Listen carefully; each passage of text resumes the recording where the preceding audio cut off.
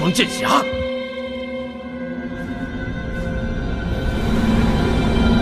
什么狗屁无双剑侠！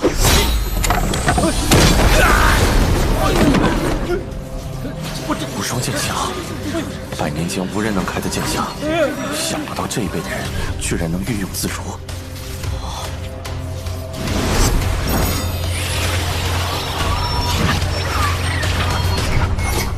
还不快滚！快点儿！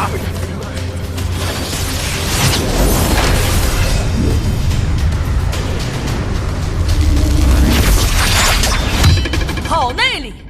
敢问前辈名号？天外天，白发仙。早在12年前，那可是个镇得住的名字。魔教，师傅。哈哈哈哈哈哈！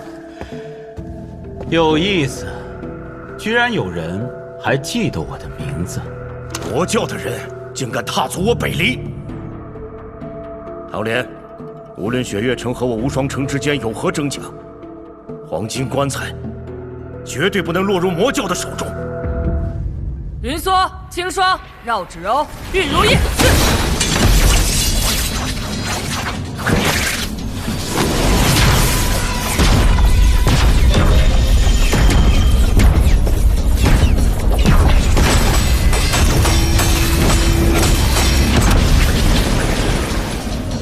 小鬼，报上你的名号。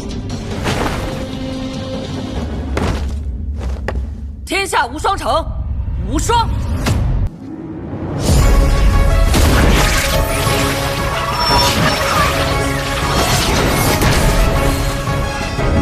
世间武功分为9品，9品之上还有4大境界：金刚凡境、自在地境、逍遥天境、玄游神境。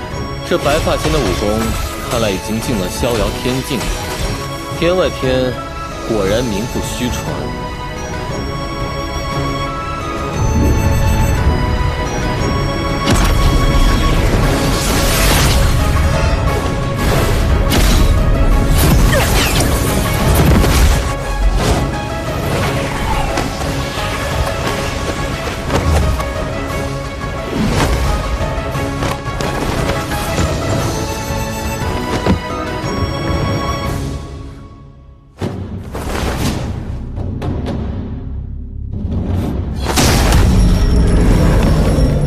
黄金棺材，哎，大师兄！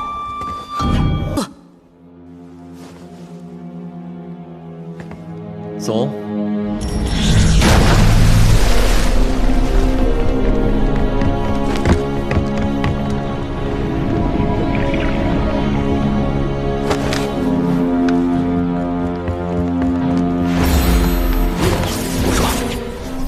诸位，今日我们定要统一阵营，铲除了这魔教余孽。废话少说，今天既然这里是生死局，那就让我们来赌一把。怎么，你们怕了？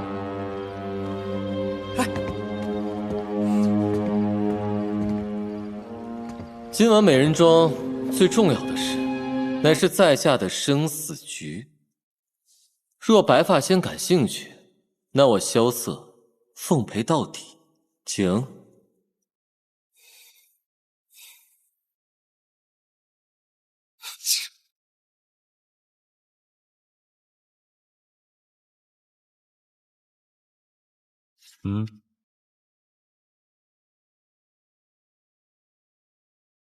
3个6，我压大。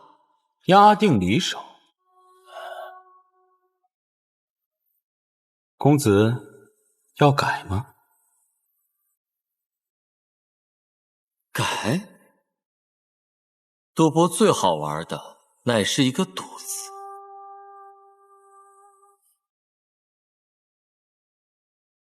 你知道赌局的必胜之法吗？就是先自己会赢。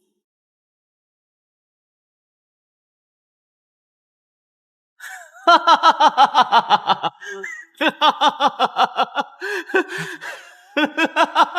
哈哈哈！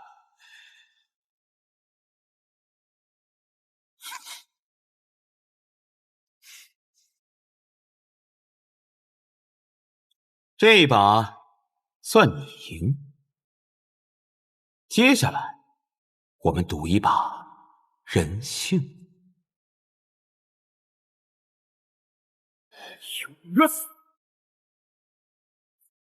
黄金棺材和天女蕊，你只能选一个。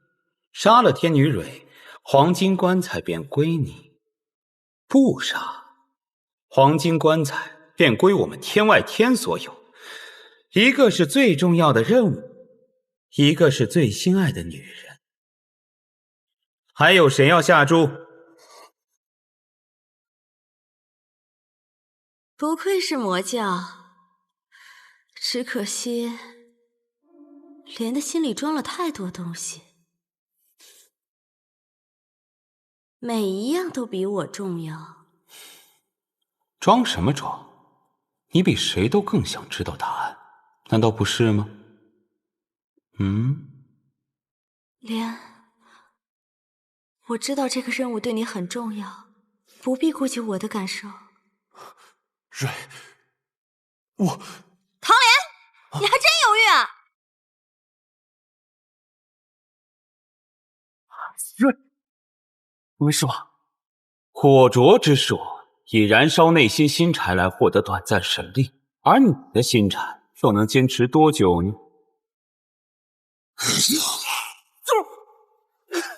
刘姐，刘姐，不自量力！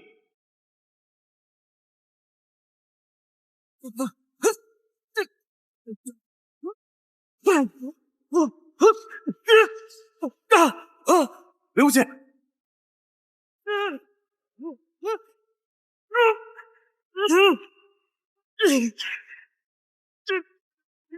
杀不见！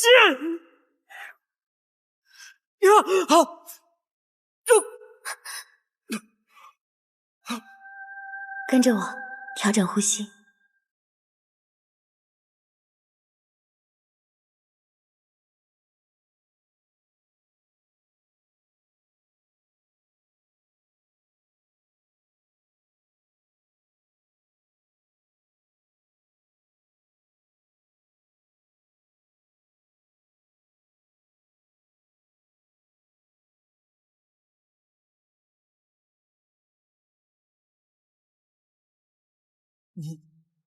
你是谁？大将军叶笑英之女，叶若依。今晚这美人庄可真热闹啊！看来这就是传说中一舞惊魂的若依剑舞了。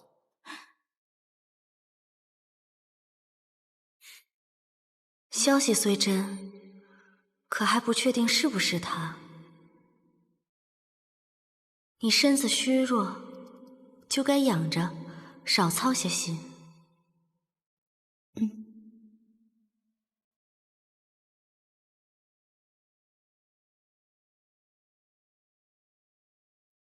你们玩够了没有？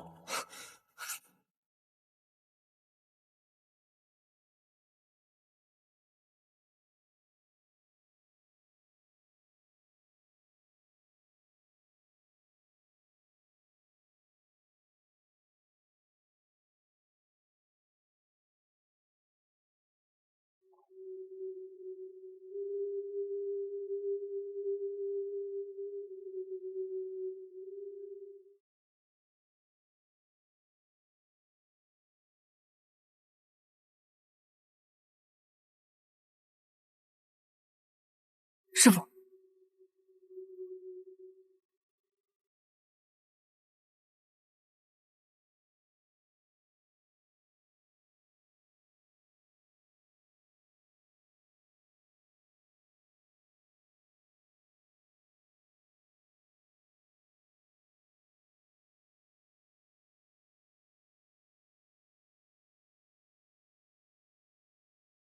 像，太像了。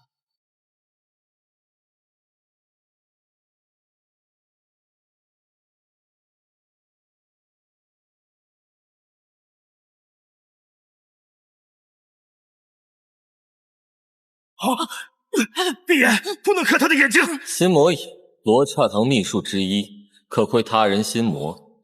那些因为太过痛苦而被遗忘的往事也会瞬间记起，被窥探之人也会瞬间幡然醒悟，但更多的都将沉浸在心魔之中，痛苦自尽。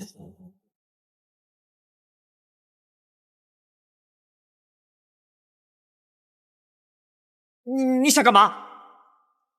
我看着二位像好人，小僧想去一个地方，不知二位可愿陪小僧一同前往？什么地方？不去。哼，口是心非。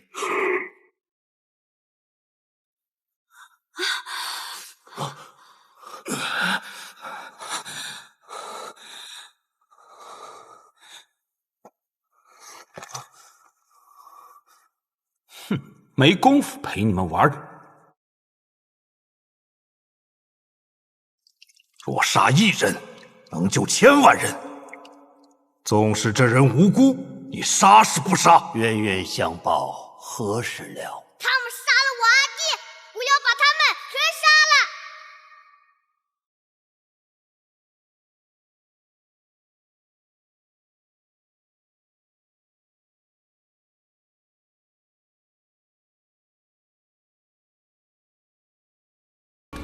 你说这魔教之子怎么是个和尚？12年前，魔教与北离签订锁山河条约，魔教中人12年内不得踏入北离一步，并以魔教之子为质，后被寒水寺忘忧大师收养，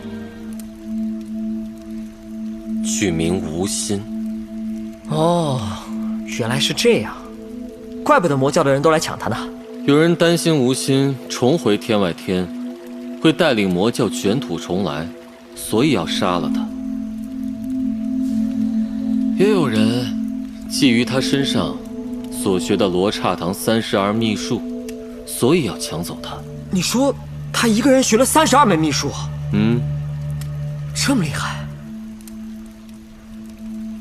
不对，那他怎么会被关进棺材里呢？小无禅，接引来迟了。大和尚，你可把我们害惨了！那魔教之子这么危险，干嘛要费尽周章的把他运到那个九龙寺去啊？司空千落，你没回去？你那个鸽子已经被我炖了吃了。你别你了，大师兄，反正你说什么我都不会回去。好，你的账我日后再算。无禅大师，请继续讲。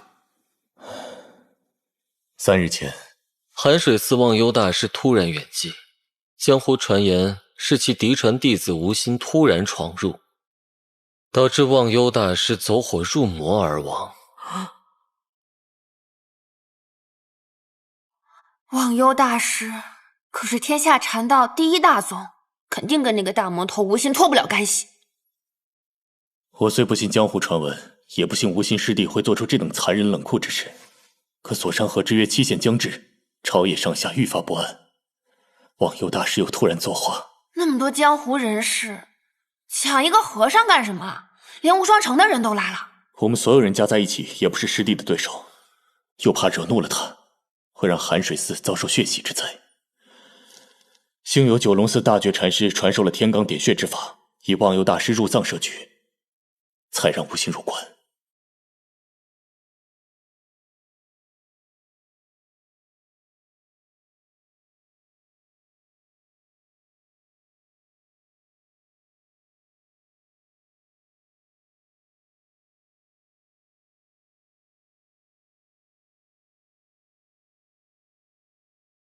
无心师弟，送师父最后一程吧。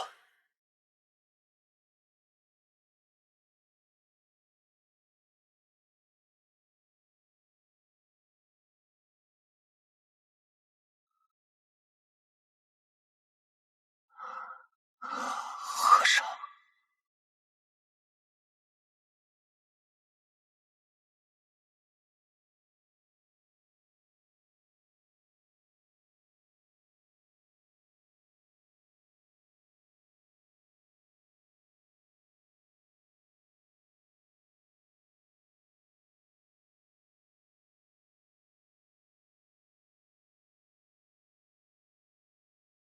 阿弥陀佛。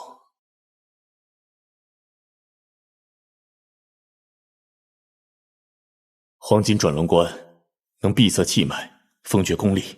待大觉禅师与32佛国的高僧们化解了无心师弟的魔功，即便他还有复仇之心，也能避免当年的灾难重现。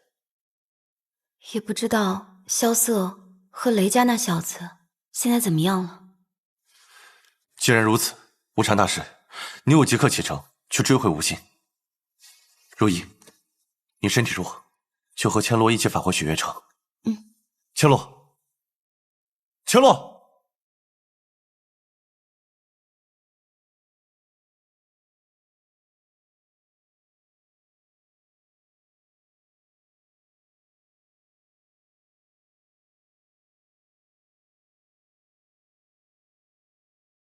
小瑟，小瑟，想什么呢？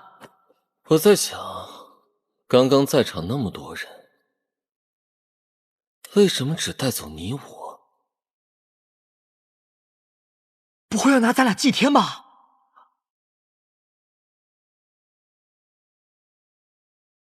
哦，对，也可能是要当人家人呢？哎，人去哪儿了？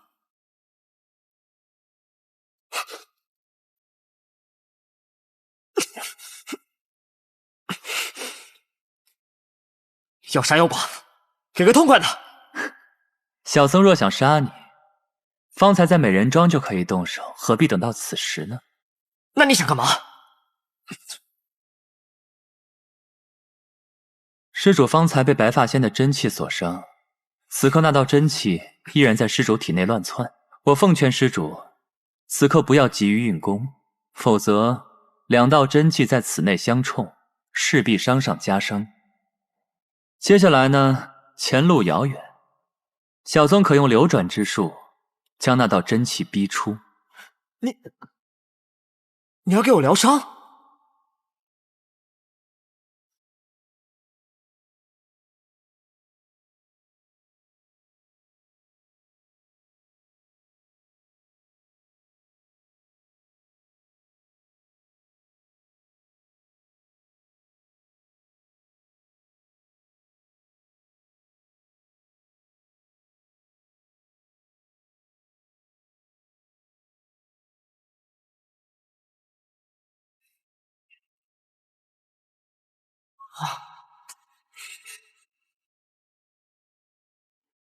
我不会水啊！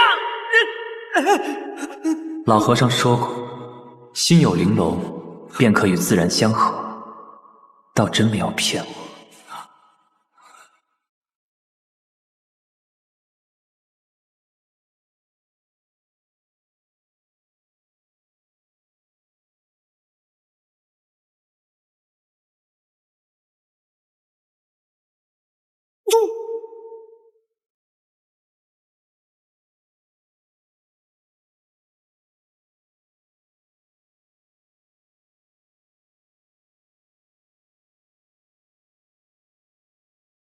嚯！哎，小瑟，你看，哦，我明白了。想不到你这人还怪讲武德的，你是想先治疗好你的对手，然后再进行一场堂堂正正的决斗。好，来吧。小僧无意闯荡江湖，也不信这江湖上有什么公正可言。小僧说了，只想让二位陪我同行去一个地方。以你的武功，可以去任何你想去的地方，怎么偏要带上我们二人？这一路上好无聊啊，随便抓2个人说说话吧。你要是和一群和尚共处12年，你也会闷死的。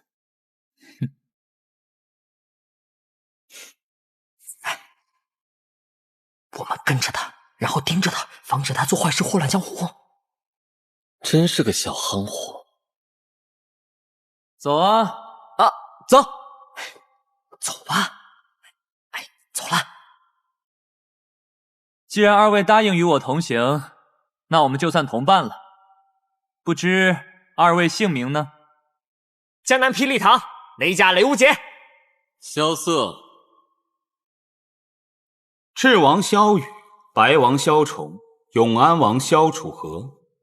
太子之位一日不定，这江湖也一日不宁。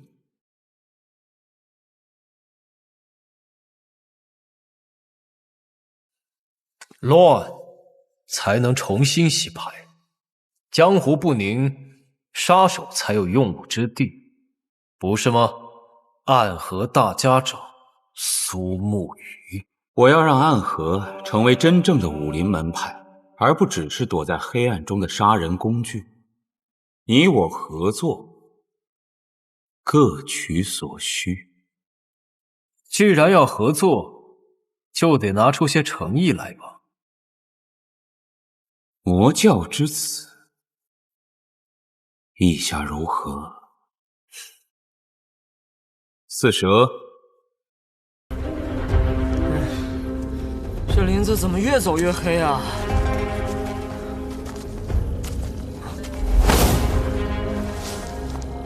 什么人？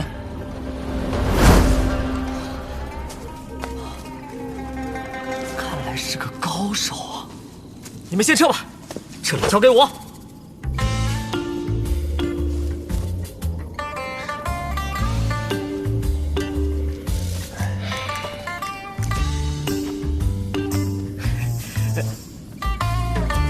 喂，你们还真走啊？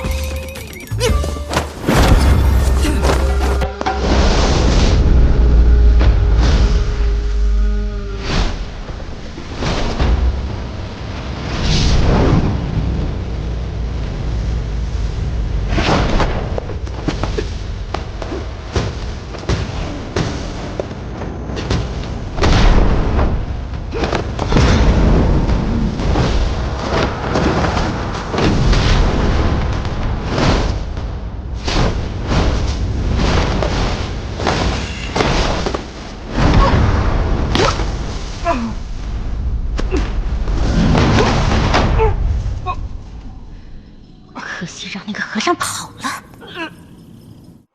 小兄弟，告诉姐姐他们的下落，姐姐就放了你。就算我知道在哪儿，我也不会告诉你。没想到你还挺有骨气的，要不是你多事，和尚也跑不了。谁？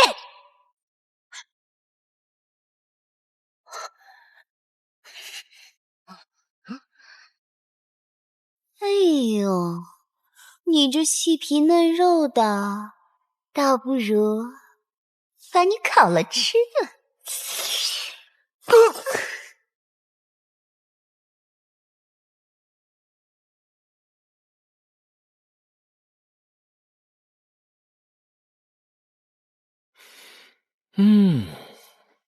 外焦里嫩，真香啊！尝尝。小僧吃素。你就别装了。小僧虽不持戒，但也是修行中人。爱吃不吃。小瑟，还在这吃烤鸡呢，不就雷无节了？你知道抓走他的是什么人吗？谁啊？暗河的人。暗河是天下第一杀手组织，杀手排行榜独占前8。大家长苏沐雨座下有直属杀手朱影团，方才抓走雷无节的便是其中的四蛇。四蛇，怪不得看他长得那么妖艳。我看见他把雷无节抓进地牢了，就在附近。那你这个当大师姐的怎么不去救啊？我自然是要去救他的，不过他们把守人太多了，我一个人肯定是不行的。我又不会武功，我若去救，只会白白丢了性命；不去救，最多损失500两。你怎么这么冷血无情啊？雷无节认识你，真是倒了8辈子的霉了。我当他的债主也是够倒霉的，没兴趣当他的救命恩人。小僧倒是有兴趣。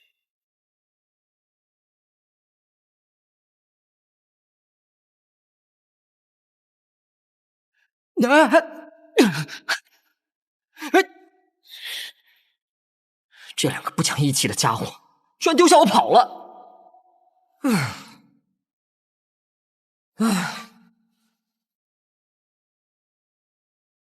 不要叹气。谁？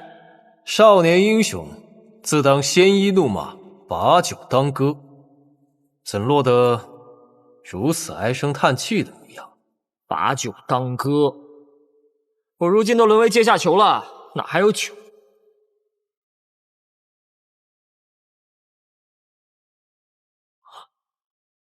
酒？哎，兄弟，你哪来的酒啊？我自有我的办法。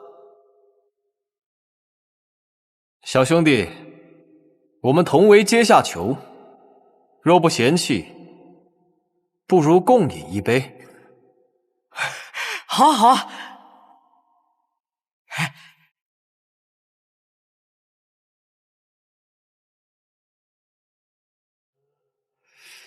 原本以为这漫漫长夜，我要一个人喝着闷酒度过，没想到在此碰到小兄弟，我们也算是有缘之人。缘分呐！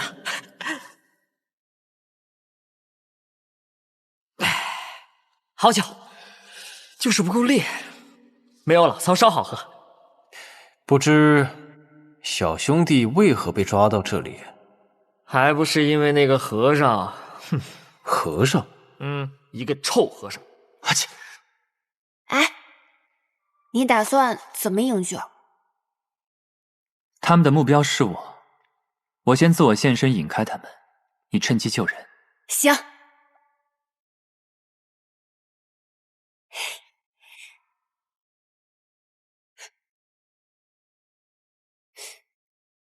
那你呢？可惜，等你们凯旋。哼。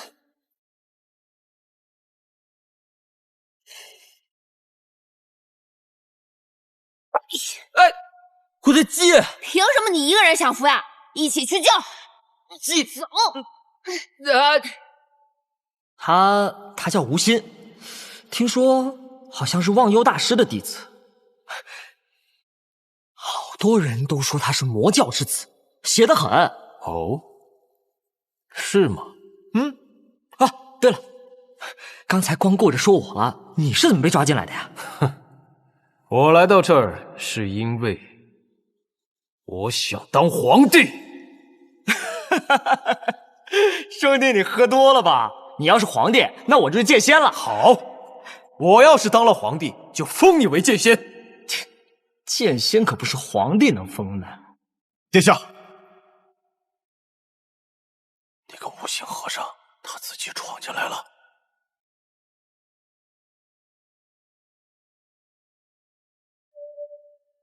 哎，喂，你要带他去哪儿？后会有期。兄弟，你别慌，我朋友肯定会来救我们的。你听到没有？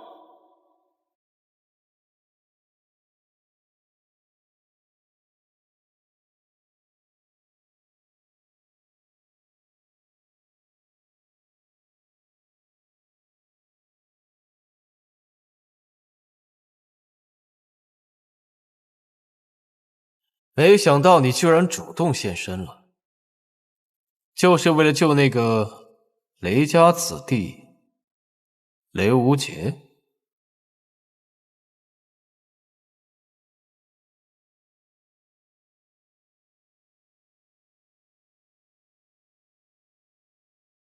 你长得真像他。可你得到了他更多的关爱和陪伴。你认得我？世王萧雨，明德帝第7位皇子，我同母异父的兄弟。我是真想见见你。母妃在我1岁的时候被魔头叶鼎之诱拐，生下了你这个小魔头。之后，母妃得知我病重，便不顾一切地从叶鼎之手里逃回皇宫。最后呢，母妃回到了皇宫，重新成为宣妃，叶鼎之却落了个身首异处的下场，真是可笑啊！可在我的记忆里，他们两情相悦，十分恩爱。那些江湖人士逼迫父亲自尽，母亲也被囚禁于宫中。若真是如此，他怎么可能放弃和叶鼎之私奔的机会，看着叶鼎之去送死呢？而且，你在寒水寺孤苦了12年，他可一次都没去看过你。你无非是想说，在他的心里面，你和你的父皇更重要。其实争论这些都毫无意义。你来找我，恐怕是另有目的吧？他抛弃了你，可我还想认你这个弟弟。你是天外天的少宗主，而我正好需要天外天的支持。只要你和我结盟，天下唾手可得。哦，我明白了。你是想让我帮助你登上帝位，可惜啊，我并不想回天外天当什么少宗主。对这天下之主的位子呢，也不感兴趣。那你想要什么？你想不想见一见我们的母妃？母妃江湖出身，身在后宫，人微言轻，母凭子贵。如果我登上皇位，母妃自然是后宫之主，到时候你可以随意进宫去看她。小僧是出家人，心情早已是身外之物，四大皆空，心无挂碍。我知道了，你恨他。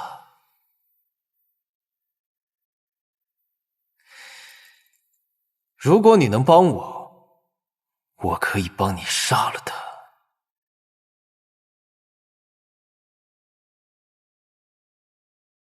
你就不怕我杀了你啊？哼，你要是真想杀我，方才一见面，你便可以使出那招心魔引了。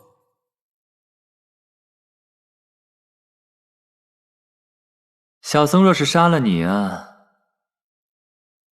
恐怕又要成为众矢之的了。殿下，外面忽然来了好多江湖人士，你还是避一避吧。都是来抓小僧。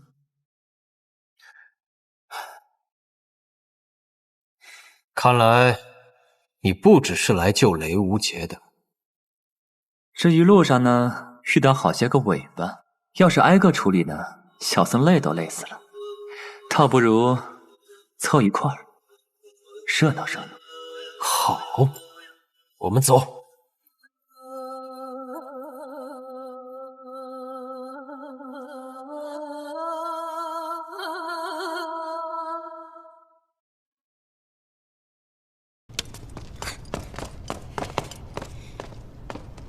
啊！回来！哎呀，怎么了？你知道雷无节在哪儿吗？不知道。不知道你瞎带什么路啊？你知道他在哪儿？不知道。那叫我回来。想知道还不简单？小行货！哎，我在这儿。哼，听得到吗？来了。我以为你有多聪明呢，看得见吗？啊！哎哎，小行货，这就来了，还好吗？让开！不好，我。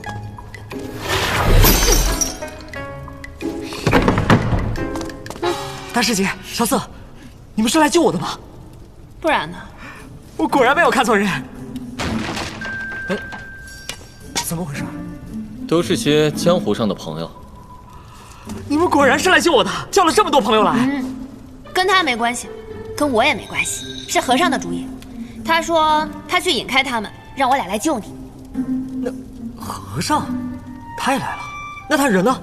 我没事，和尚，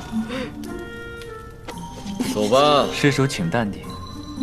淡定什么呀？你是一个聪明善良的好和尚，你们能来，我真的太开心了。赶紧走吧，有在这儿打架吗？哦，对，走，我还要拿下我的纱布剑。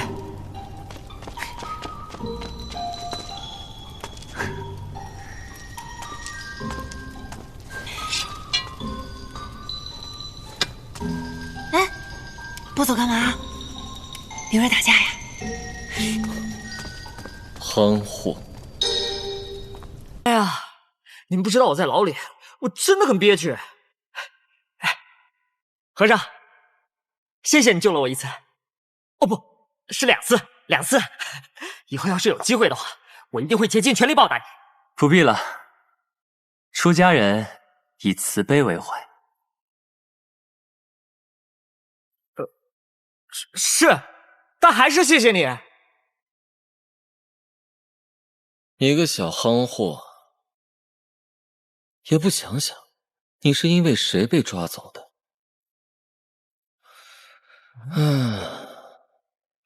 不对啊，他救了我也是事实啊。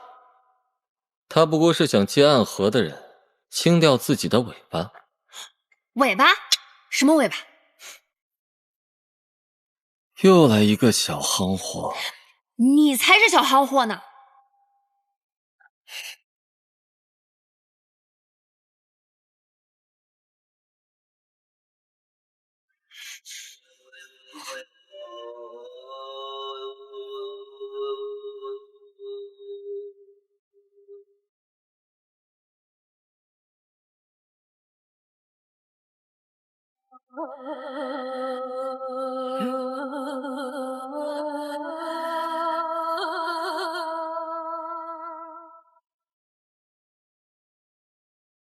大师兄，大师兄，大师兄，你终于追过来啦！简直胡闹！无心，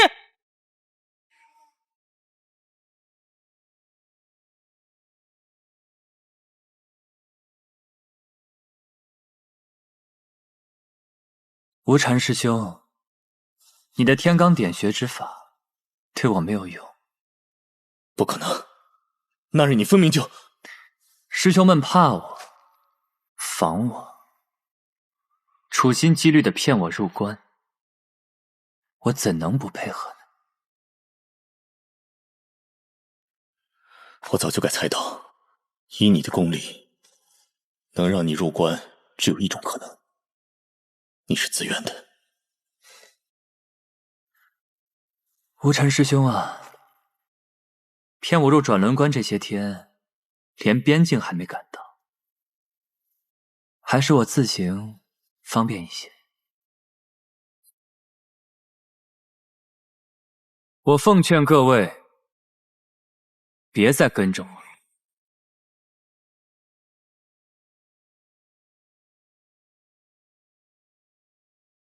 继续我们的旅程吧，二位。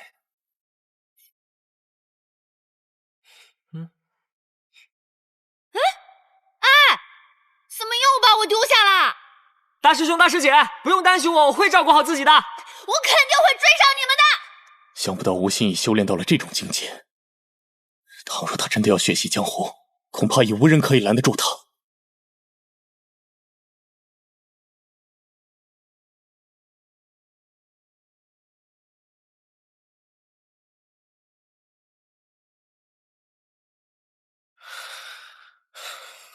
这半山坡上不是有间草庐吗？怎么不去那儿休息？这荒郊野岭的，太冷了。明日还有路要赶，今天就先在此地对付一宿吧。你该不会是因为怕那个草屋附近有鬼，不敢去吧？哎，和尚也会怕鬼？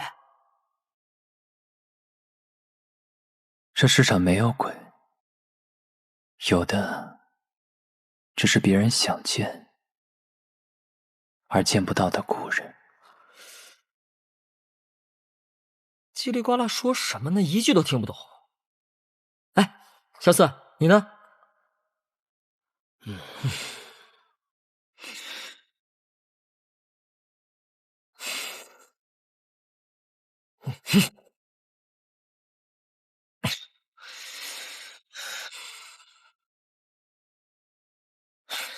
挪过来，靠我。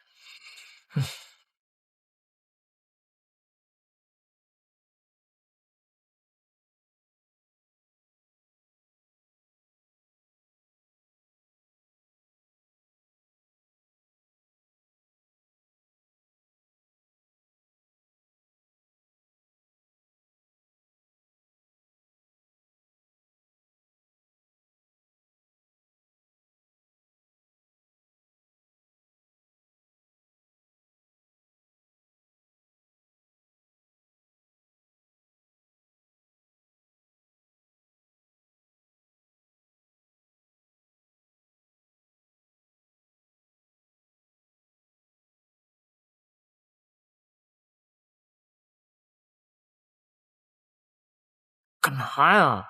走了。啊？走。哎，不是，你去哪儿啊？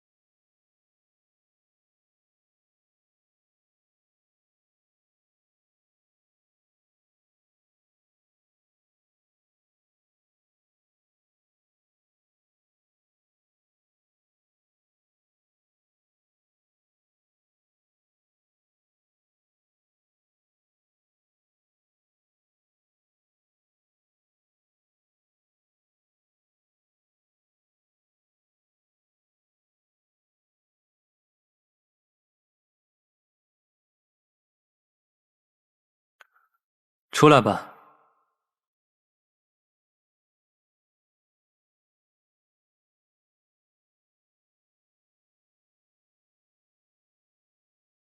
这里是有你的故人吗？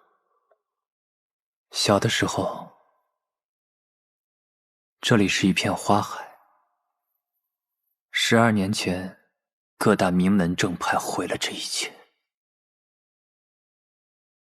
你说的是7大高手围攻魔教的那一次？他们当年围攻的那个人，就是我爹，叶鼎之。那你这次回来是想要报仇？哼！如果这事儿发生在你身上，你会不会报仇？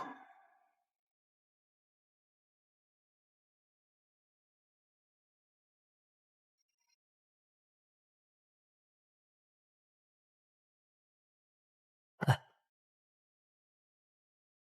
你也想家了？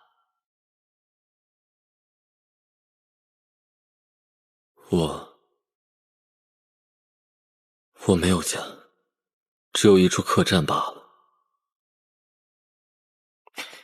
小子，你说他会不会真的在江湖上掀起一场腥风血雨啊？你觉得呢？可我觉得吴昕他不是坏人，要不然他也不会3番5次的来救我们。在我心里，他已经是朋友了。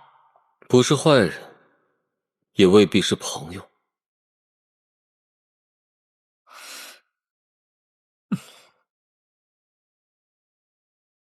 吴昕和尚没抓住，你我之间还有合作可谈吗？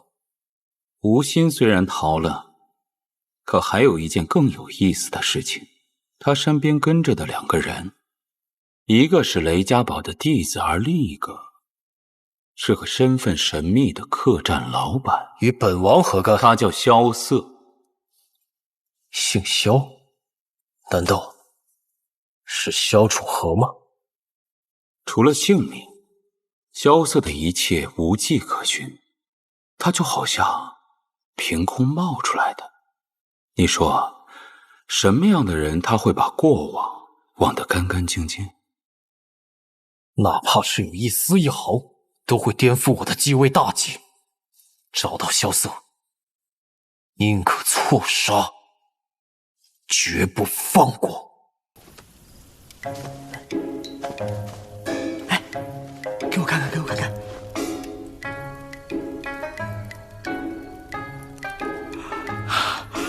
再往前走30里就是木良城了。看给你激动的。你们怎么都这么淡定啊？木良城哎，天下4大名城，北天启，南雪月，东无双，西木良，那可是和雪月城齐名的江湖名城。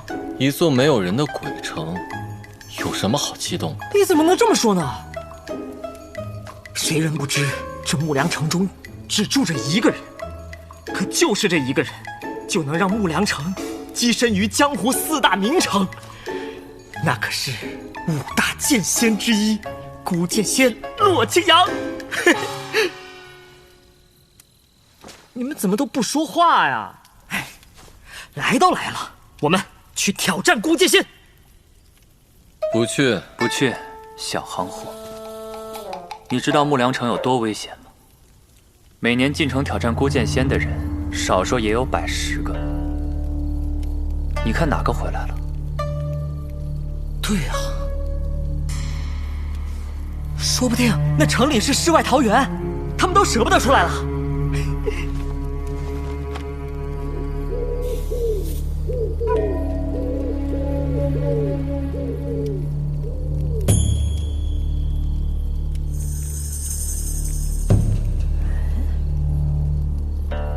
内齐，我去方便一下。你可下了一步险棋呀！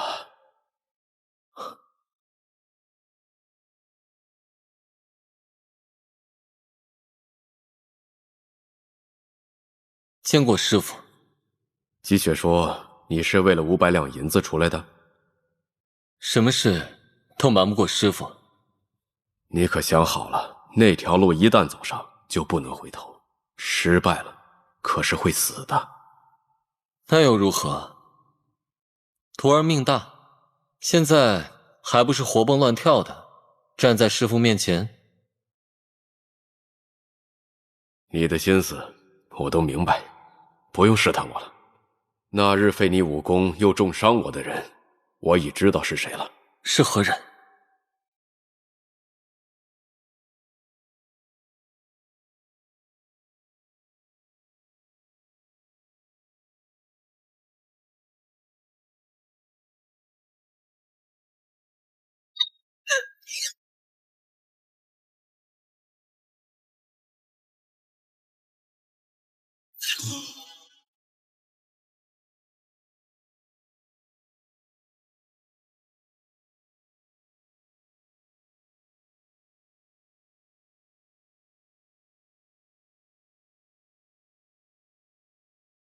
是白王背后的怒剑仙严斩天，还是赤王背后的孤剑仙洛清扬？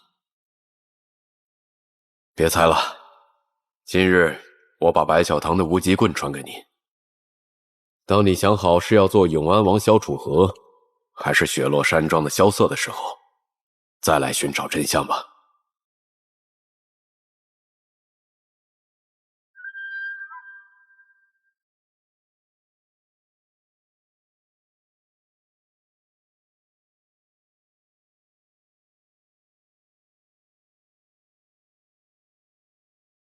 雷无杰呢？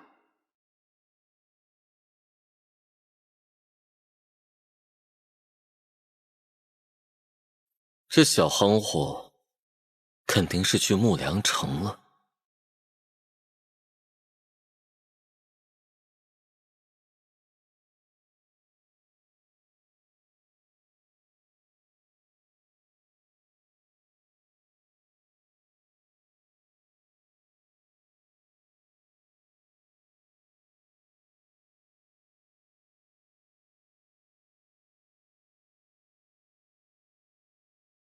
小心！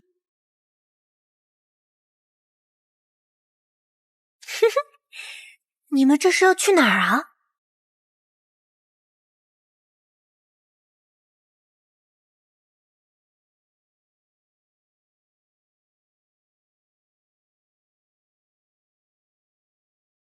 暗河的某兔。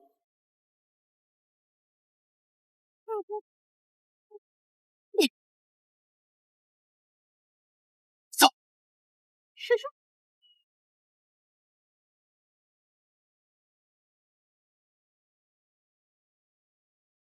追！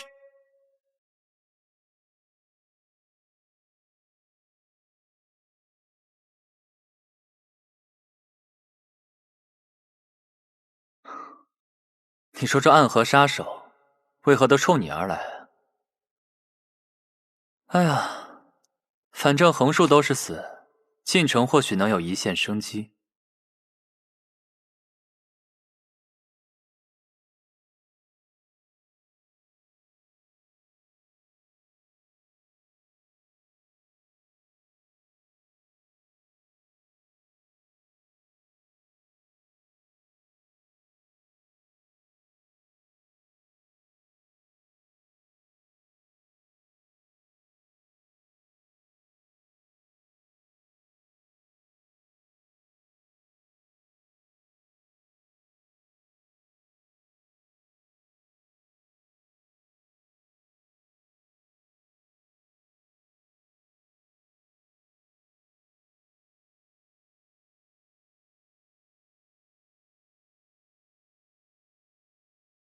撤！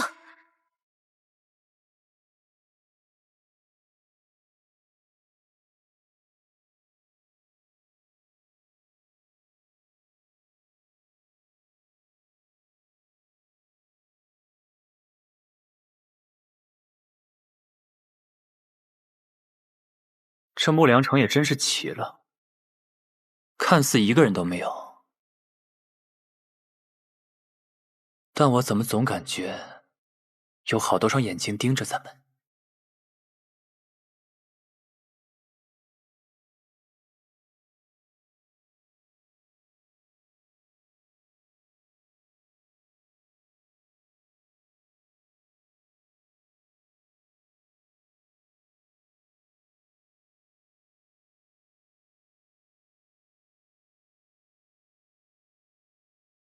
这个孤剑仙有点意思。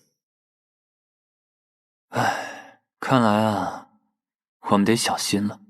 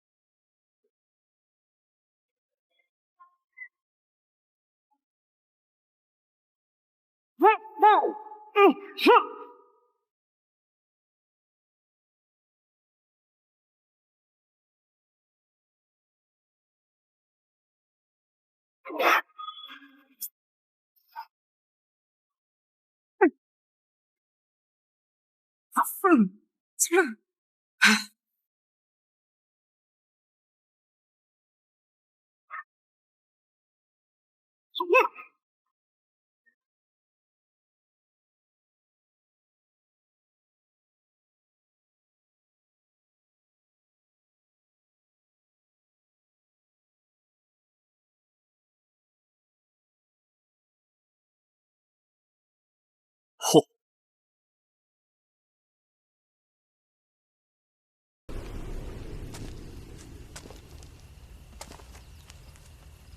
怎么不早点提醒我们？我被裹成那样，我还……你们没听到吗？谁知道你是什么意思？啊！那给我急的，我就一直在那不停的提醒你们。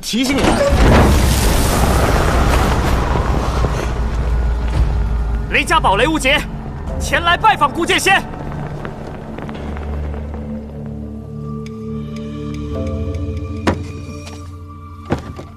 拜访？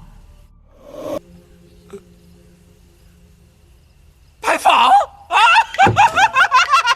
哎呀！来人了，来人了！里边请，里边请！往里走，往里走！快点，快点，快点！哎呀！快点，快点！随便坐，随便坐啊！我去给你们拿点吃的。哎呀！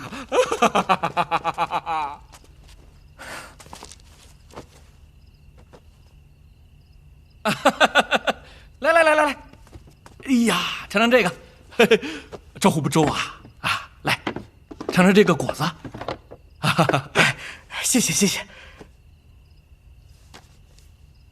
你也来个。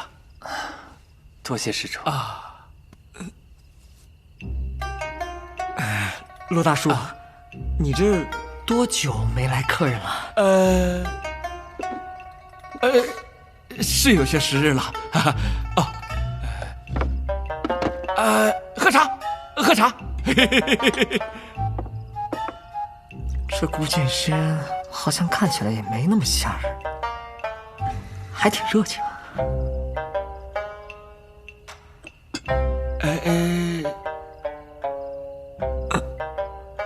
茶。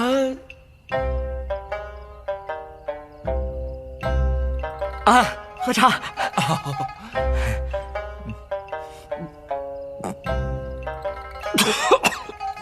你没事吧？没事，没事。骆大叔，哎，我是雷家堡弟子雷无节，要去雪月城拜师。雷无节？啊，我认识你，你父亲是这个柱国大将军雷梦沙。我小时候，不是，这你小的时候我还抱过你呢，你不记得了？是吗？啊，对了，我给你介绍我的2位好朋友，这位是客栈老板萧无心。哦，萧老板。啊，寒水寺小和尚无色。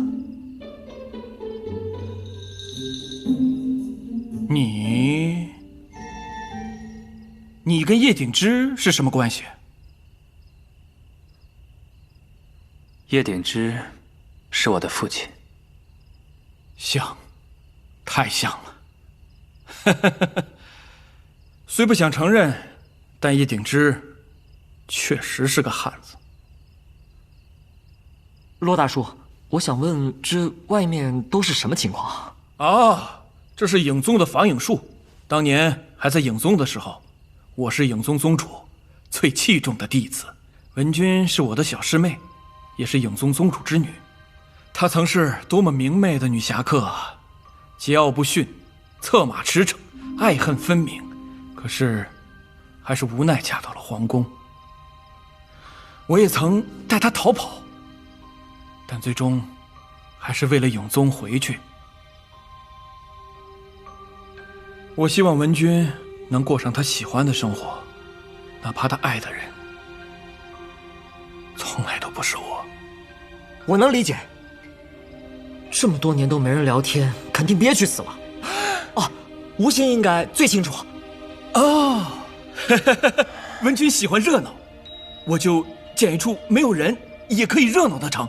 这木良城存在的意义，就是为了文君。很多人都说木良城是鬼城，没想到是这个原因。他当年究竟为何舍弃我父亲？他爱叶鼎之，也只爱叶鼎之，但叶鼎之没有护他周全，这一切都是他的错。要不是他的出现，根本就不是这个结局。叶鼎之东征失败自刎后，文君就不再见人，他整日在皇宫里吃斋念佛，为死去的亡灵祈福，也为怀念他， 12年了，他从未看过我一回。你娘的，肯定有自己的考量。叶挺之的事，本就是皇帝的心结，而你的存在，时时刻刻都在提醒皇帝他被背叛的事实。你娘她不去看你，也是为了保护你啊。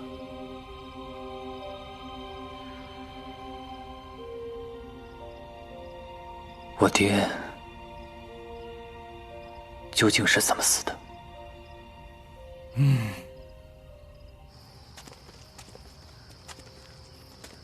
当时叶挺之败在天启，你说这不卖给谁？我的确带文君去草庐找过他。那是因为我希望叶挺之能带文君走，哇，逃出囚笼般的皇宫。可我又怎么忍心看着心爱的女人跟着别的男人走？小心！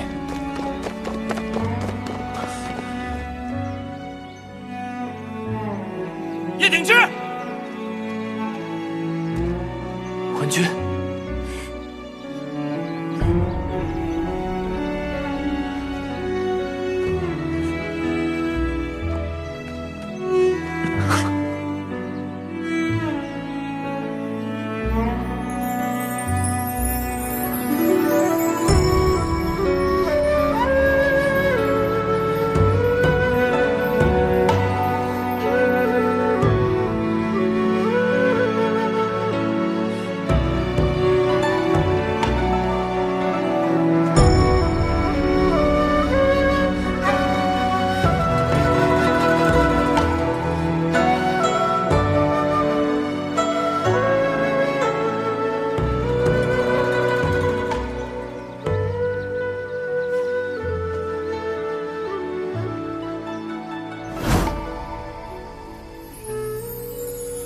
谁知叶挺之竟会挥刀自刎，本君只能被迫重回皇城。叶挺之，他就是个懦夫，他辜负了我对他的信任，辜负了文君对他的爱。他没事吧？你娘是天底下最美好的女子，她本该有幸福美好的一生，可她被太多事困住了。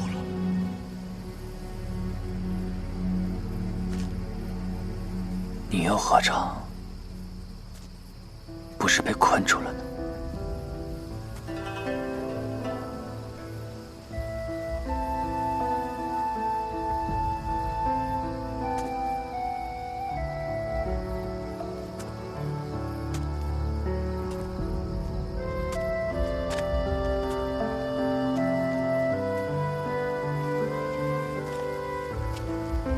走吧。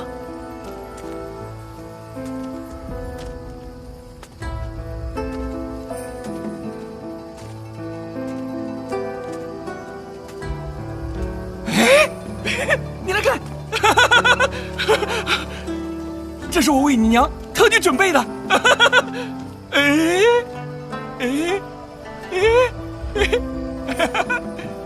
好玩吧？啊！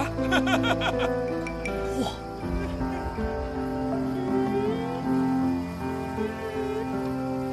这些年来，你过得太辛苦了。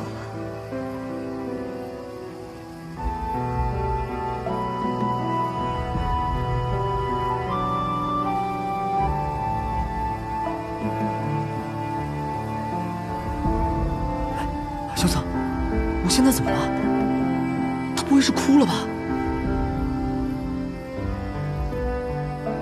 无父何户，无母何氏。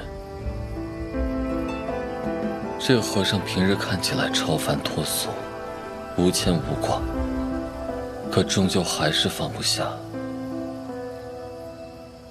你怎么这么懂？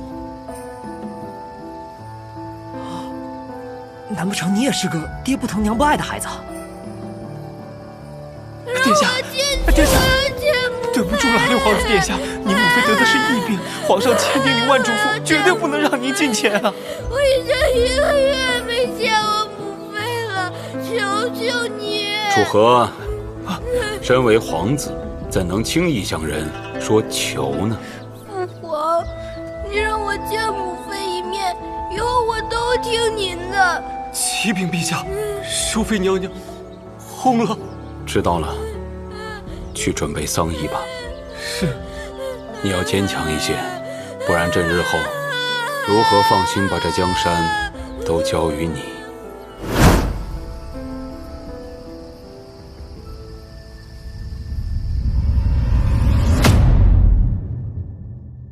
洛前辈啊，晚辈有一件事不太明白。啊，你说吧。这城中的一切都与宣妃娘娘有关，可见前辈对她用情颇深。而如今天启局势，诸皇子相争，白王背后有怒剑仙，赤王背后有你。若您出手扶赤王上位，那宣妃娘娘在宫中也不会这么辛苦。你到底想说什么？几年前，六皇子被贬出天启，若在途中将其击杀，扶赤王上位，那天启的局势也变得简单的多了。小子，你找错人了，你要的答案不在我这儿。名声、地位、财宝，这些都不是文君想要的。他至今还在为东征失败带来的灾难而愧疚。叶鼎之犯的错，我不会再犯。我只想守好这座城，守好易文君。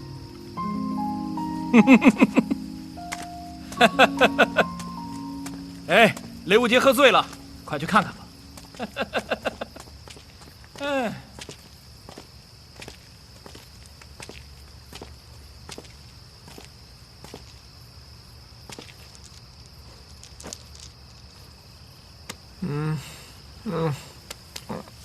喝。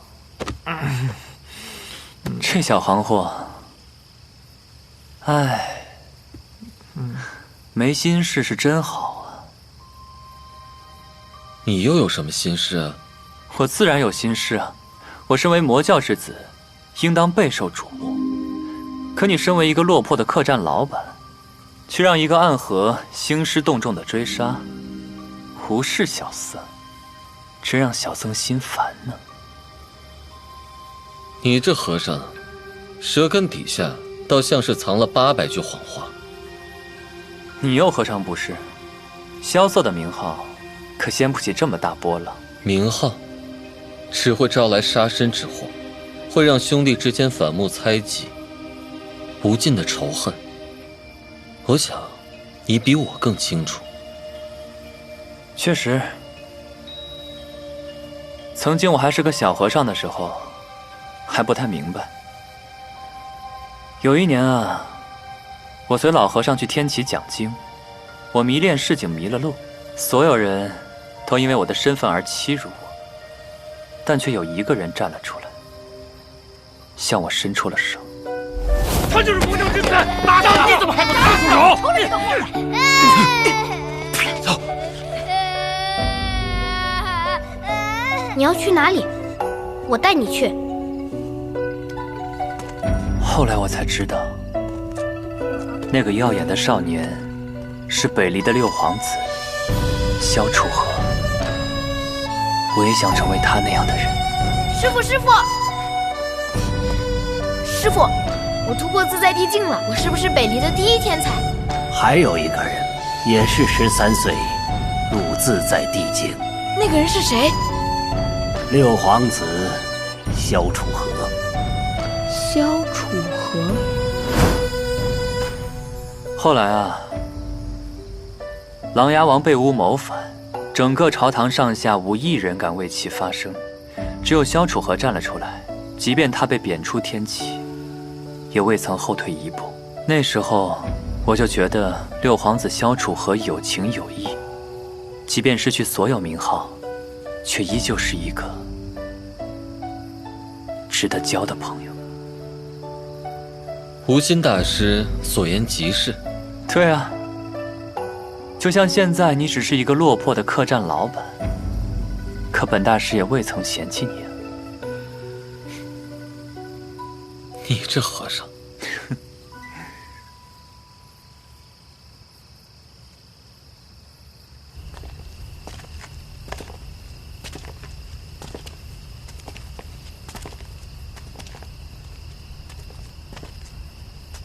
到了天启城，若是见到你娘，和她说洛清扬会一直等着她。罗大叔，你这样太可怜了，何不出城好好生活？这么多年，你师妹兴许早就把你给忘了。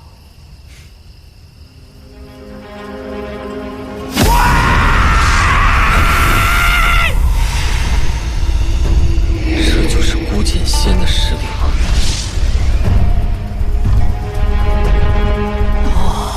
走走。哎。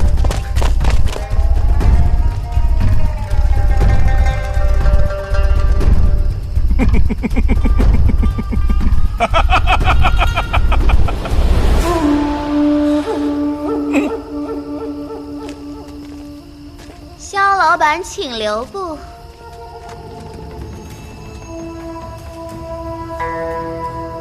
暗河的四蛇怎么又来了？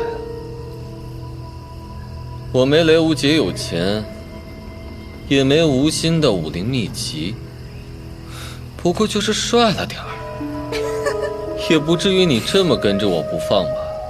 谁让你姓肖呢？你这条臭蛇，那天下姓肖的人多了去了，你怎么不去杀他们呀？就你话多，我呀，早晚要把你扛。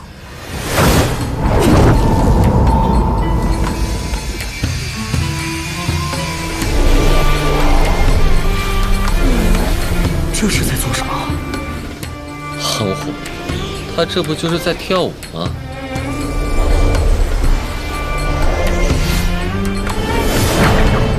这，他不会是在勾引你？没这个必要吧？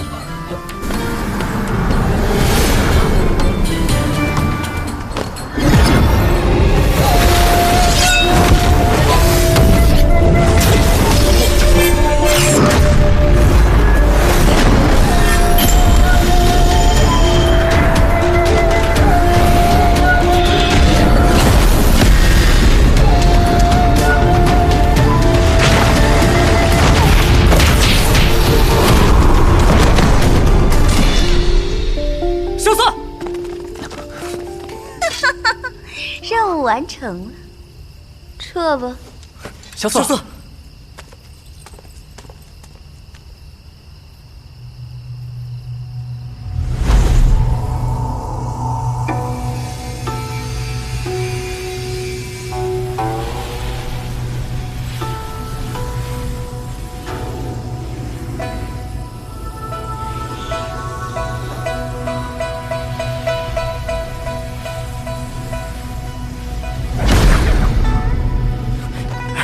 瑟，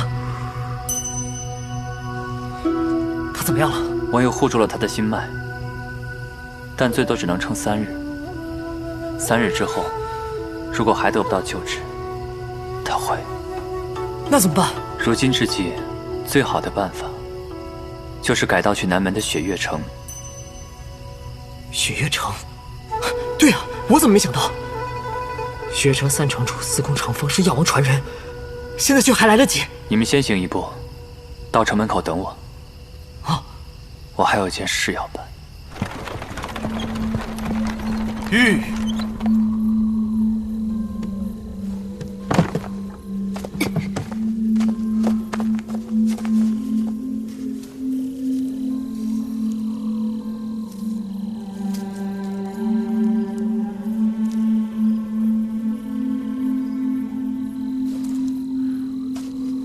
霹雳子还未走远，我去前面看看。哎，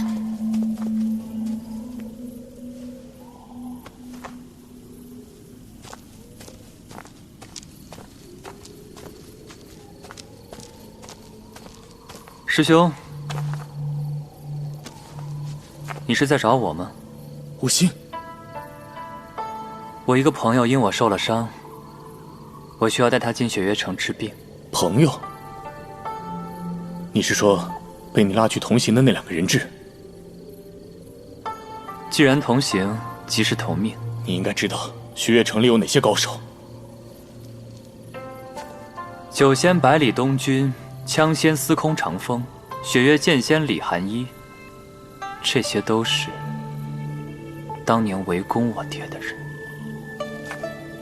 以你的身份，进雪月城等于自投罗网，恐怕刚一进城就会被抓起来。这不正合师兄的意吗？师兄们当初把我关进黄金棺材里，不就是怕我不肯乖乖地跟着雪月城大弟子唐莲走吗？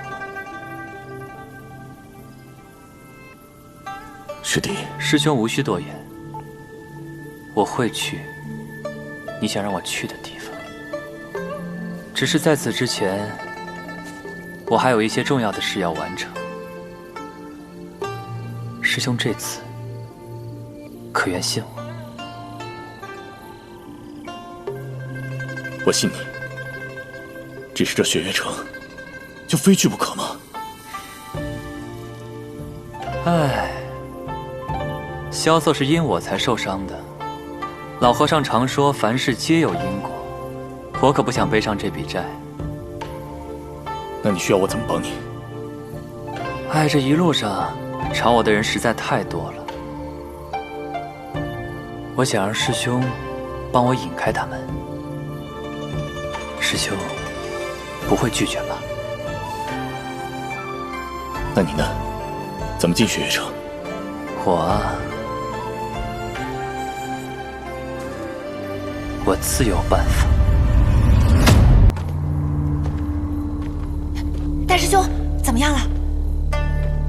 我找遍了这附近，都没有发现无禅大师的踪迹，不知道去哪儿了。莲，我方才得到消息，说吴心正在前往西域32佛国的路上。他一个人？是。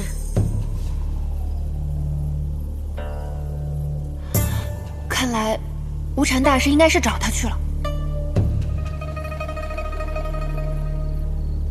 那雷无杰他们呢？怎么还不来？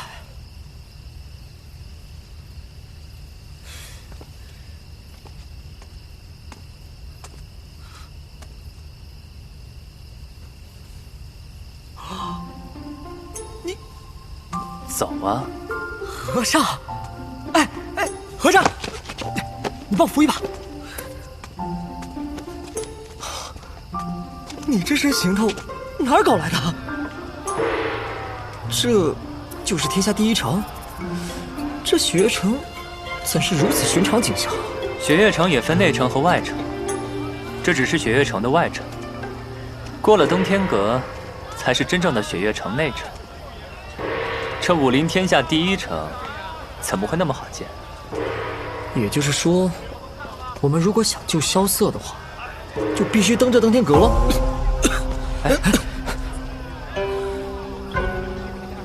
这登天阁，每一层都有雪月城的高手守阁。若想闯过这登天阁，比登天还要难。那又怎样？我现在就去闯这登天阁，我肯定会治好你的。这个小好货。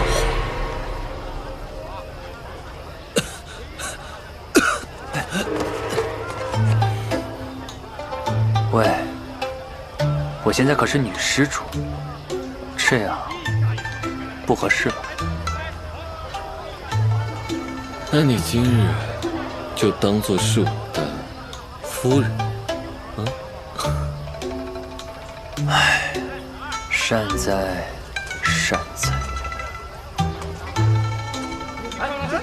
又有人闯了，过去看看。这登天阁，多少苦练数十年的江湖老手都闯不过去，一个名不见经传的毛头小子竟然上去了。这小子叫什么来着？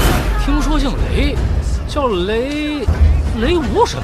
是江南霹雳堂雷家的子弟啊！哎，等等，你看，哎呦，自古英雄出少年啊！和尚，雷无极闯到第几层了？12层了，比我想象的要快得多。不过，前5层守阁的都是雪月城刚入门的弟子，第6层到第12层是1到3年的弟子，13、14层是3年以上的弟子，15层是守阁长老。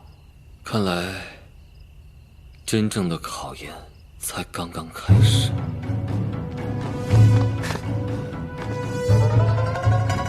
雷家堡雷轰门下，雷无极前来闯阁。雷无极，雷轰，太好了！我早就想打听雷门4杰的故事，是不是雷轰派你来的？他是不是喜欢雪月剑仙李寒衣，还有那个雷前武的？你这人怎么这么八卦啊？我是来闯阁的，不是来跟你聊天的。想闯阁很简单，我们来比比谁的运气好。怎么比？出仆、六博、牌九、宣和、马吊，你选一种。可这些我都不会，我只会武功。这是我的阁，如果你不想比的话，就下去吧。哎，别！哎，阁主，有没有简单一点的？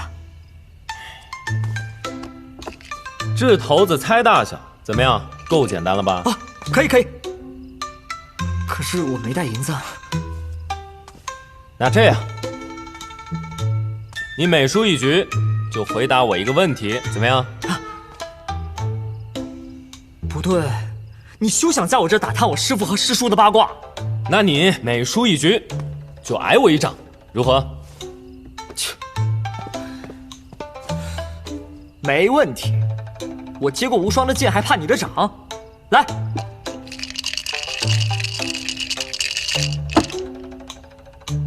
我压大。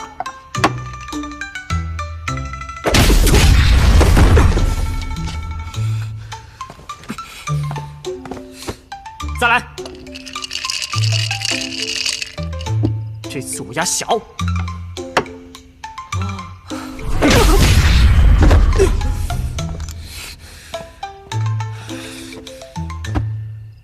再来，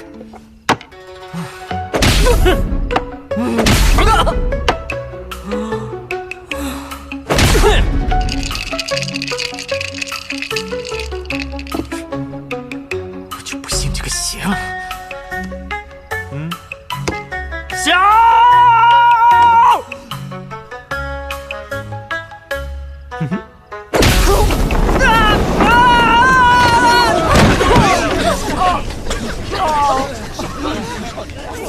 兄弟，没事吧？掉下来了，没事吧？我没事，我没事。那么多摔下都没事。可以啊，可以。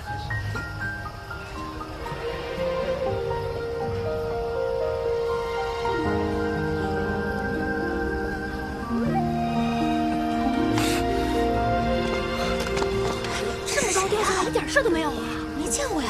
哎呀，没事了，没事了啊！大家都散了吧啊！别看了，别看了。我听他们说，有个姓雷的红衣少年在闯登天阁，猜想可能是你，就过来瞧一瞧。你怎么样？有没有受伤？哦，我没事，没事，就是那个13层的守阁人，他怪得很，非要跟我比什么赌术，我又没有大师兄听风辨位的本领，也不如萧瑟聪明，我就只能瞎猜了。可能是我运气不太好吧，也未必是你运气不好。他是千门尹落霞的弟子，必是出千了，你又毫无防备。对呀，那小子他肯定有问题。对了，萧公子怎么没有跟你在一起？萧瑟受伤了，我这次闯阁有一半的原因也是因为他。他受伤了。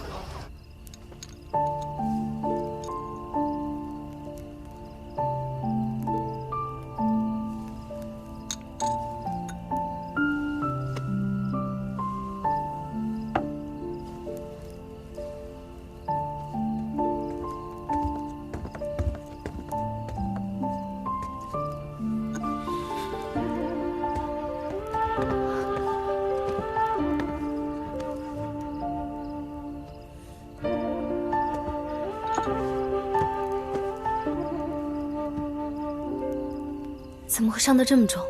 是暗河的人。暗河？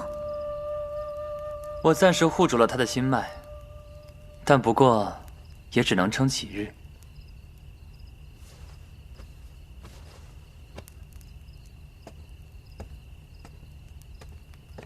这位是？这位是我的大表姐，我们在路上碰见的。萧瑟受伤，多亏了她呢。萧公子伤得很重，表姐有如此神通，想必内功十分深厚。叶姑娘也略通医术，不过是久病成医。叶姑娘，你得了什么病？我只是先天心脉不全，所以一直在三城主这里调养。那三城主现在去哪儿了？是不是找到三城主，萧瑟就有救了？三城主前不久出城了，我也不知道他去了哪里。我先传书给千洛，或许他能找到。那就有劳叶姑娘了。救人要紧。表姐，我那里有些丹药，兴许有些效果。萧公子这几日吃的是什么药？每日醒着的时辰有多少？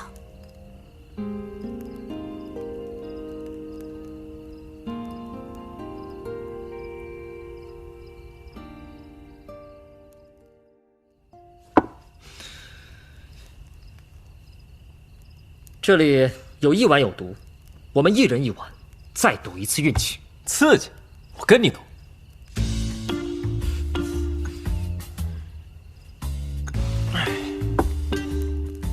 哎，我打听过，你这一路走来一次都没有赢过，连无双城那小子也没打过。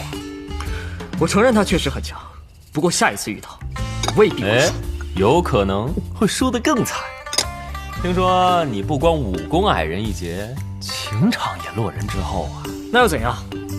能遇到他，就是最大的运气。可我听说，叶姑娘喜欢那位姓萧的朋友啊。没想到你不只爱出老千，还这么爱八卦。你呀，还是先想一想，你自己该怎么办吧。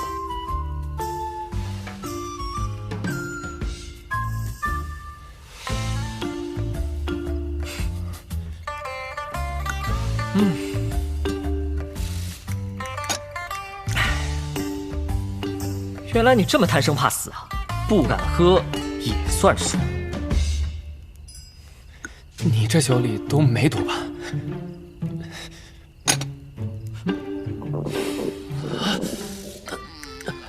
我可是雪月城的守阁人，你真敢往酒里下毒啊？为何不敢？我们雷家堡家风严谨，我说他有毒，他就有毒，还不快把解药给我！啊？没有解药？什么？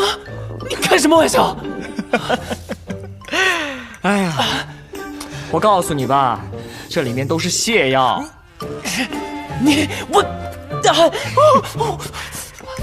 不错。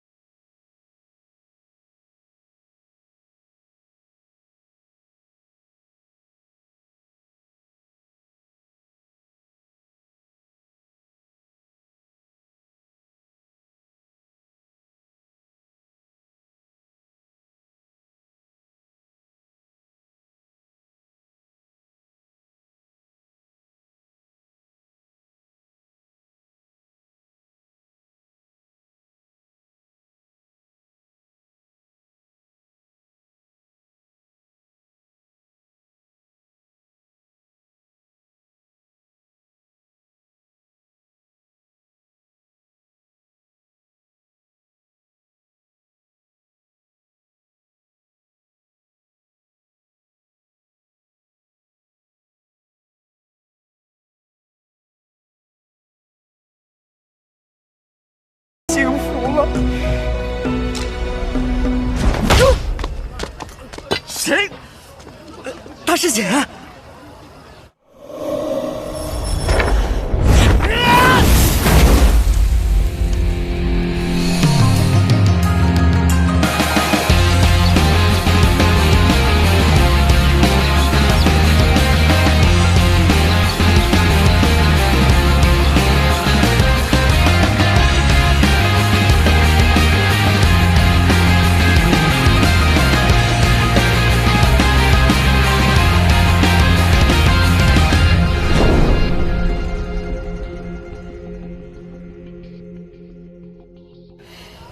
你老盯着我的叶姐姐看做什么？你还看？想也不许想，门儿都没有。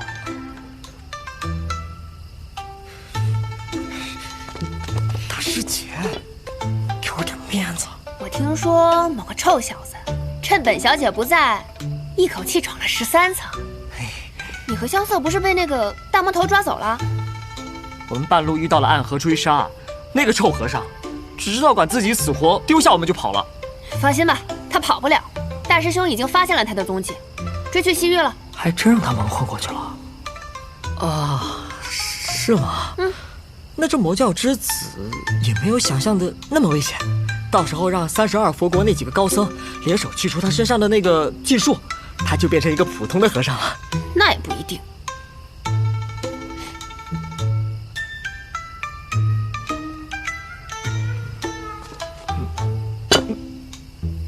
雷无极，你不对劲，你怎么突然开始帮他说话了呢？有吗？这不是最好的情况吗？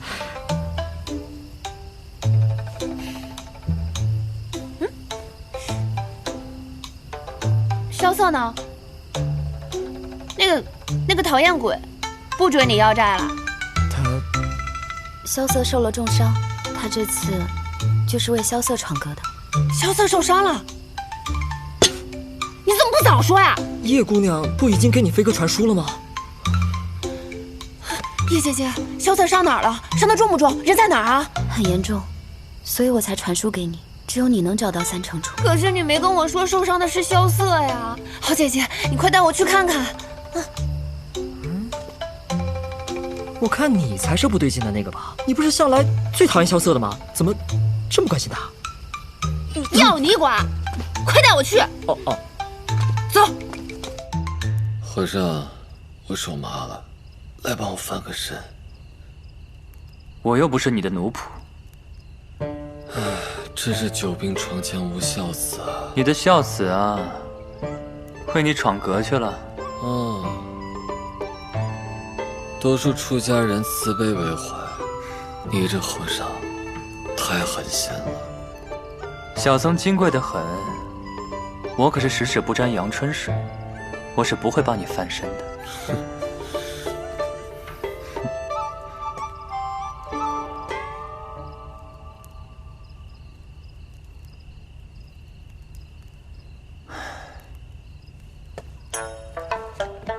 萧瑟，在这儿。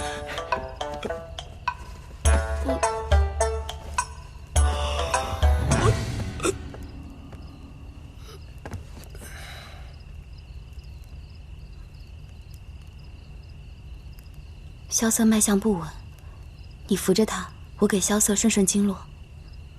刘姐，这个大美人儿是谁呀？啊，她是我大表姐。大表姐？不可能，你有这么漂亮的大表姐？漂亮？哎呦，我是我们雷家长得最丑的，行了吧？那他俩到底什么关系啊？他俩没关系啊？没关系，这样分明就是对活鸳鸯啊！不可能，绝对不可能！他俩都是难得一见的抠门鬼。哎，你想啊，我大表姐虽然是个富贵千金，但她视财如命的很，肯定得找个门当户对的，怎么可能看得起萧瑟嘛？有道理啊。你大表姐确实沉鱼落雁、闭月羞花的，还是豪门千金，应该是看不上萧瑟这样又没钱、说话刻薄嘴还毒的讨厌鬼的哈。看不上。几日不见，大小姐的口才又长进了不少啊。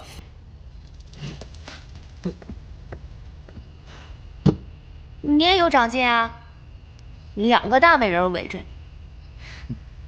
叶姑娘和大表姐来看我，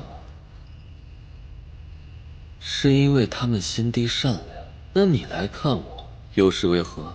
我怕你死在这儿，省得到时候别人说我们雪月城见死不救。我要是死了，横竖也赖不着雪月城，怪就怪我自不量力。你说的有道理啊，你不是轻功很厉害吗？遇到危险怎么不知道跑，不知道躲呢？还有，你就不该跟雷无节出来闯荡什么江湖，你又不会武功，那现在快把命都搭上去了，就为了那500两银子，你还天天说人家小行货，你才是那个最蠢最笨的大行货。你要不喝口水缓一缓？我不喝，我还没说完呢。那你继续说。萧瑟，我不是故意要气你了，我是想找我爹来帮你疗伤来着。打是亲，骂是爱，大小姐可是很关心萧瑟呀。别胡说，还有一句话，叫关心则乱。叶姐姐，你怎么也跟着瞎说呢？我找我爹去了。萧瑟的事儿你别担心，我找我爹去，你不用去闯阁了。不，我还是要闯。我闯阁不只是为了萧瑟，也是为了我师父。我还要见一个人，而要见这个人，我就必须登顶。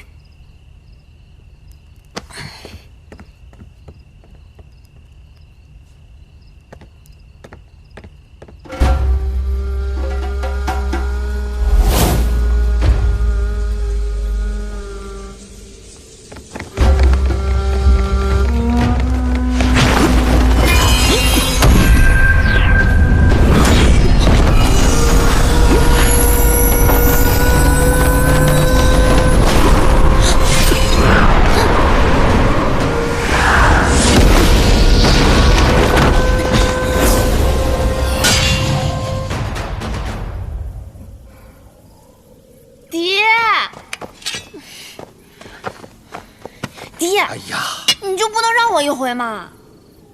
别的事情可以，唯独这件事情不行。别的事情，刚好有别的事情找你。有事儿想让你爹帮忙，你想到我了啊？臭丫头，你给我老实交代，你这些天跑哪儿去了你？你还说我呢？你堂堂一个雪月城3城主，说走就走，找你救人都找不到。救人？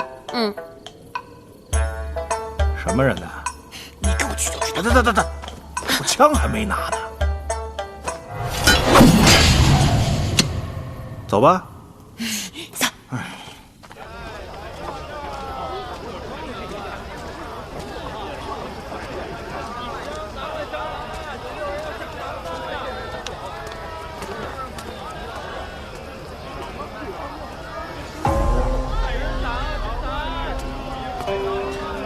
无心。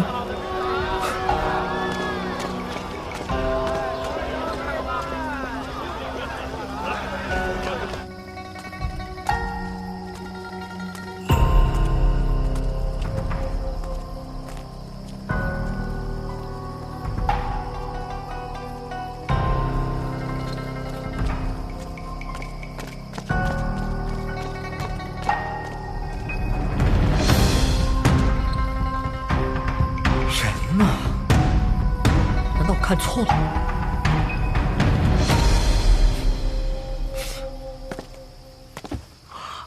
哦，好香的酒！老板，有老板在吗？哎，反正没客人，调整。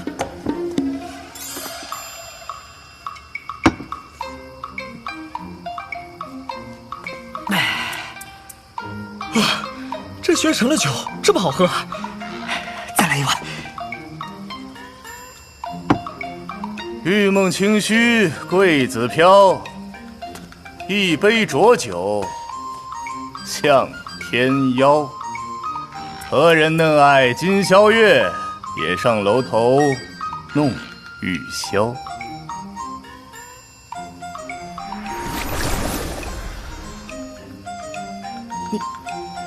你是何方神圣？一个妄图酿出孟婆汤的酒鬼罢了。尝尝这个。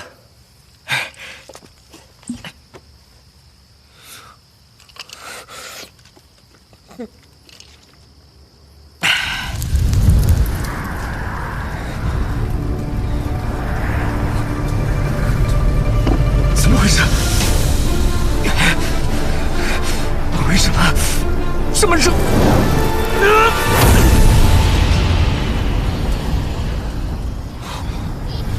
恭喜，你的火灼之术破境了。你每喝一口我的酒，便能多上登天阁一层。哎，别喝太猛了，别喝醉了。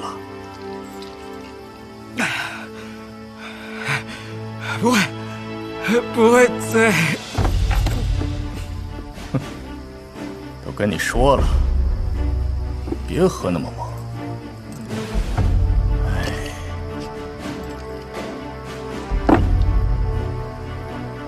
出来吧，朋友。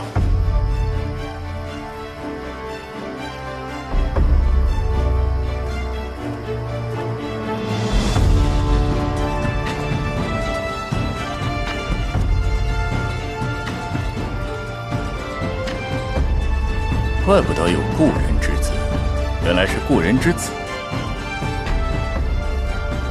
你已经长这么大了，叶安世。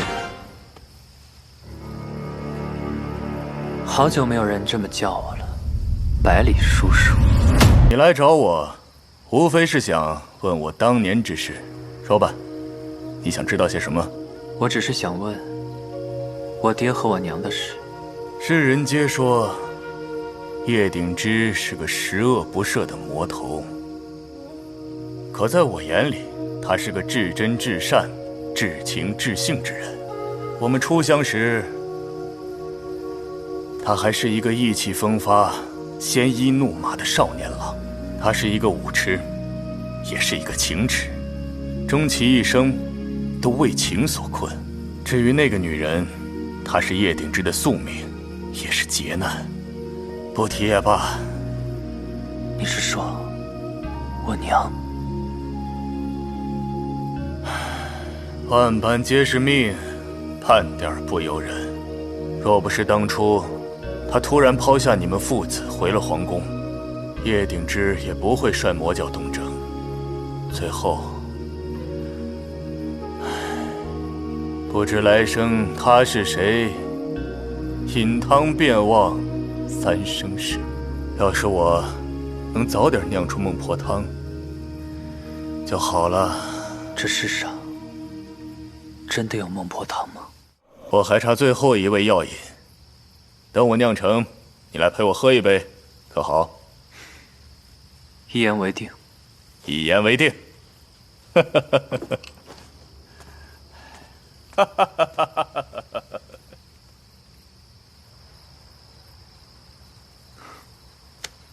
哎，雷无节。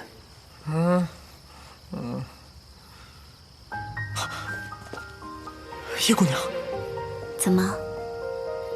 你有话想对我说？我有好多话要对你说。叶姑娘，自从我第一次在美人庄见到你，我就会经常想起你。每次想起你，心里总是暖暖的。你说你先天心脉不全，需要一直留在雪月城治病。我会寻遍天下名医治好你的病，一直保护你。我知道我说这些话很可笑，我没有萧瑟长得帅，也没有吴兴武功高，但我会努力的。等我有一天成为剑仙，然后呢？然后，等你成为剑仙，说不定我都已经老了，说不定那时我已经嫁给了萧瑟。你当真喜欢萧瑟？就算如此，我也一定会一直保护你的。一辈子太久，你舍得让我等吗？我要你现在就许诺。叶若依，我会让你喜欢上我，那时我雷无节一定会风风光光的娶你。我会带你去你想去的地方，做你任何想做的事情。我会守护你的。让我来守护你吧。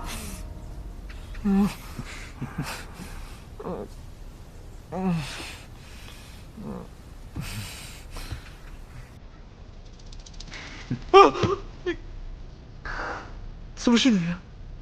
难道昨晚也是你？不然是谁啊？那我说的话，你都听到了？听见了？都听见了。都听见了。我也听见了。哎，叶姐姐听到你说第2句话，咻的一下就跑出去了。我要去闯阁了。就走啦？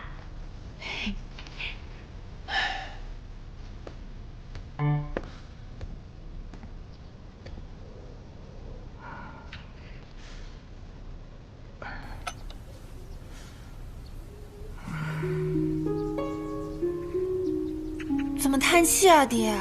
郡王不好吗？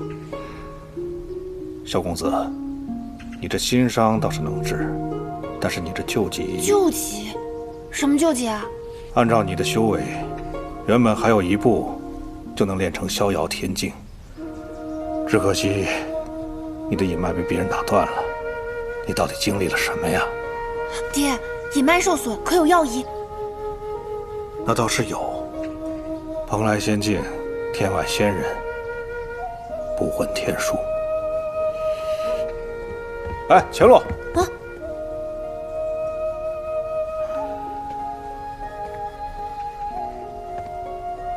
爹有话要对你说，你在外面历练了一番，逐渐沉稳起来了。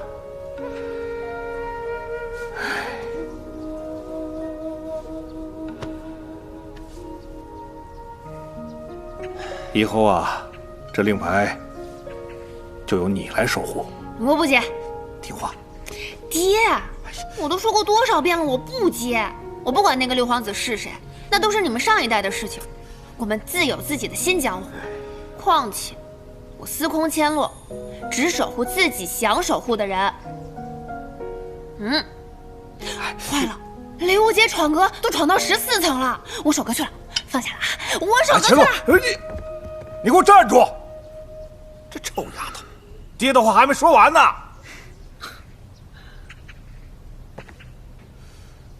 哎呀，这个，哎，别拽我！别拽我的！大小姐来了！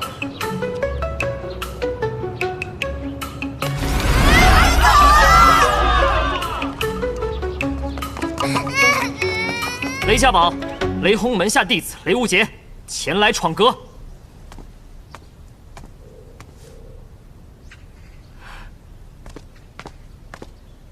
大师姐，要是打不过我，就没资格叫我师姐。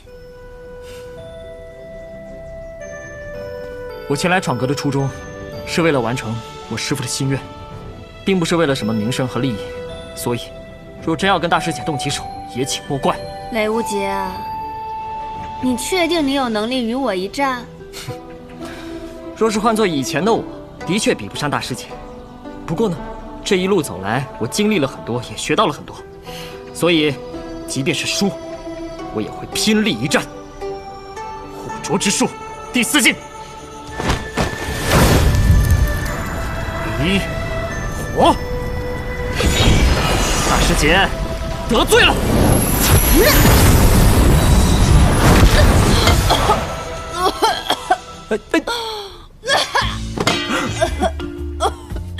哎呦，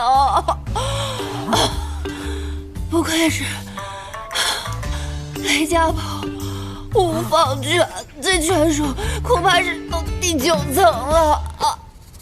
大师姐，你胡说什么呢？我刚才就随便挥了一拳。你太厉害了！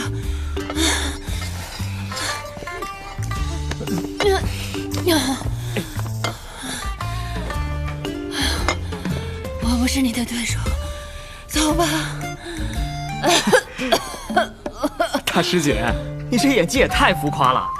这里面就我们2个人，哎，你要放水就放水，我不会跟别人说的。你要是敢告诉别人，你就死定了。谢了，大师姐。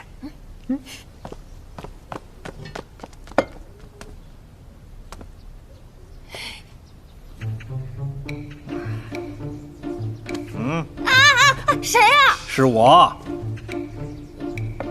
还有没有规矩了你？话都没说完你就跑。你爹。站好！你偷偷跑出雪月城去当土匪的事儿，还没有算账呢。你回去好好想想。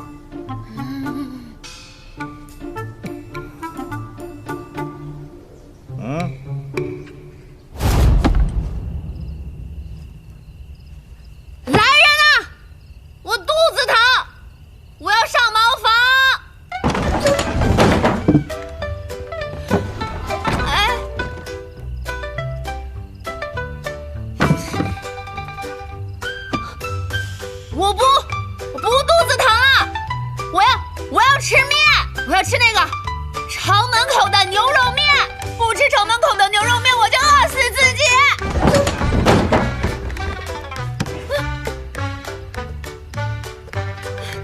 我不吃，出去！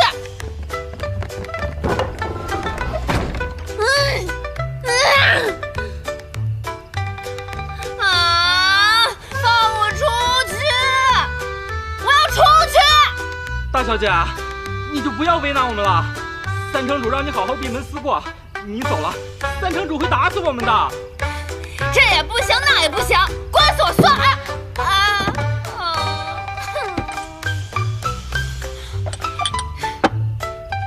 小四，你睡了吗？小四，你睡着了？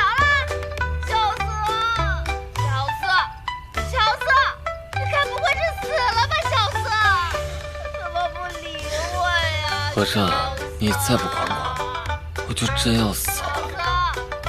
小四，你不会真的死了吧？小四，你怎么不理我呀？我要闷死了！小四，大表姐，你是来救我的吗？当然了，因为我知道失去自由的滋味。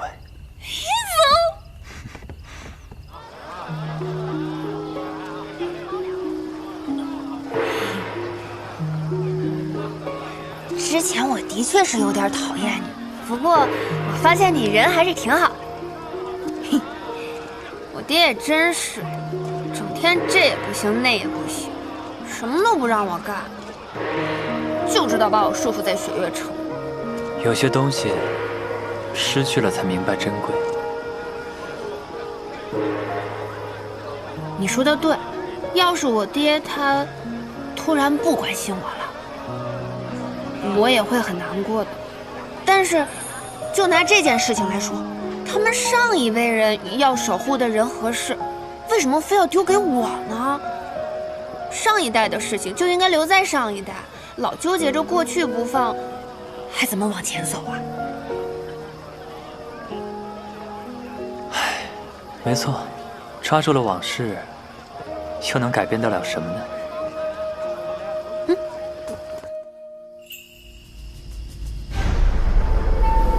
雷家堡弟子雷无邪，问剑雪月剑仙。